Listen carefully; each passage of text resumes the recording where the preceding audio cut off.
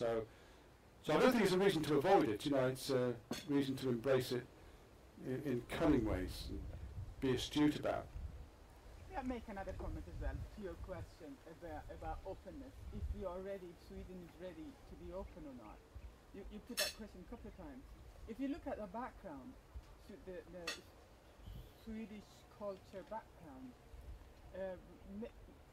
much of the growth that Sweden or Swedish company has had is internationally. All of the companies that you can name, the Ericssons and ABBs and Volvos and Ikeas and Hennes & Mauritz and all of these, basically the growth is internationally. And because of that, our culture, or the Swedish culture, is extremely open. But because we can't grow if we don't grow on global basis, then our growth gets very, very limited. Now, the reason that we don't really answer, are we ready to be open, because we might connect it to here and now issues and IPR issues and all of that. And those are problems to be solved. But in general, the Swedish culture is very open because we never had a choice. I think that it's not. It is and it isn't, and I hate equivocal answers like that. But sure it is, like Ireland is and the UK is. You know, trading countries. Holland is a trading company. But you look at those countries as well, and they are overwhelmingly bureaucratic, and they're not open in the sense that real change can come from anywhere. And I would even argue, you know, companies like Volvo, I think there are areas of Volvo that are on their knees. They're not going to survive the next 5 years. But it's very hard to say that in a culture like Sweden. Like it's very hard to say it in the UK. But I mean, I go back culturally and look at how the country or the companies which were born in Sweden have grown. Of course, there are issues, and some of them won't grow as fast as some of the other ones, and we learn and all of that. But when you look at the companies that have grown, it's because we learned how to go outside of our country and make business and make growth. Yeah. And that's why I connected to what Sweden has achieved. Yeah. And that those are the lessons learned going forward. And of course there are here and now problems, but there are lessons learned that we learn from them going forward. Okay, so the point for those that can't hear, that Sweden has a long history of being able to grow companies internationally. Probably, I think it's on a per capita basis, the most successful globalizer on the planet. Any danger of complacency there, though, thinking that those lessons are uniquely valuable to Sweden going forward? Some, yes. Yeah. And Ericsson experienced a lot of them. And a lot of other companies have experienced a lot of them. But we've learned at the same time. You're really right. Ericsson's most growing business right now is services. Yeah. Because we learned that we built the system, and we understood, created a lot of platform. Now the way that we can grow is by services, and that's true for other companies as well. So we do learn from mistakes, and some of them we get on our knees, and some of them we go forward with. Yeah. Well, let's talk about the enterprise then, because I wanted to move on to it anyway.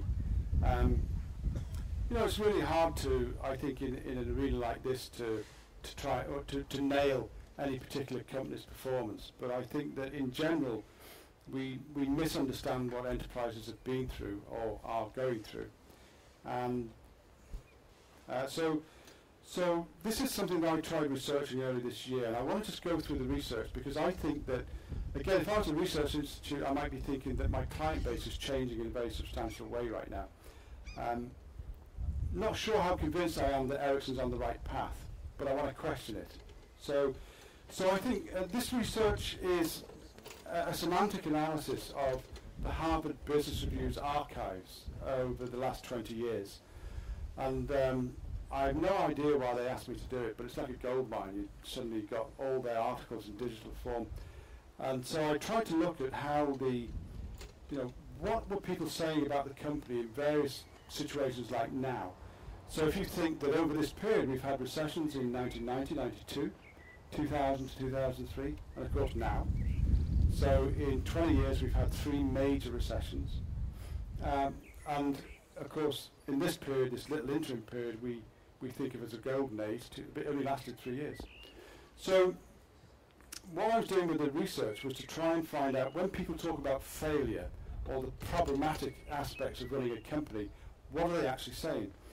And if you go back to 1990, the overwhelming preoccupation of writers was the transition to a service-led company or a service-led economy was just not working out. And it was reflected in deteriorating performance. By that stage, you've probably got 10 years worth of experience in that transition. So people started, say, 1980 is the start point of globalisation, when policymakers got behind it and said, we must get out of manufacturing, we must get into services. 10 years later, most companies were failing at creating that service culture. Go on 10 years, they were still, but now they weren't talking about it as services, it was employees. Employees didn't know how to create or adopt a service-like culture. And there were numerous references to why that was the case. And then in the good times, in 2004, the issue was the CEO. Given that you've got this transitional process taking place, CEOs were failing to get margins out of it. Now, at 2005, 2006, you get the big transition today, of course. And as I said earlier, people tend to focus on the financial aspects of that, but it's not just the financial aspects. What's troubling writers now, and I think it troubles businesses as well, is that they're having to deal with an external environment that's changing along so many parameters that it's actually very difficult to know how to run a company anymore. And you can follow the Bible and say, actually, we're going to do this by transitioning from manufacturing to services, but for a lot of companies that's seriously not working out, and you see it reflected in a lot of turbulence on the stock exchanges. What I wanted to draw from it, though, is something else, which is that you've got this transition from all these internal problems. So go back to the classic lab pipeline to market era, and most things people were dealing with were internal. It's about how we generate a service culture, how we develop our employees, how we, whether we can hire the right CEOs. Right now, though, it's all about the external environment, and I think that's the big wake-up for companies, that going back again to the loss of oligopoly power, they cannot control this external environment with any of the tools that they've been used to, because most of those tools related to the internal workings of the firm, with a little bit of PR.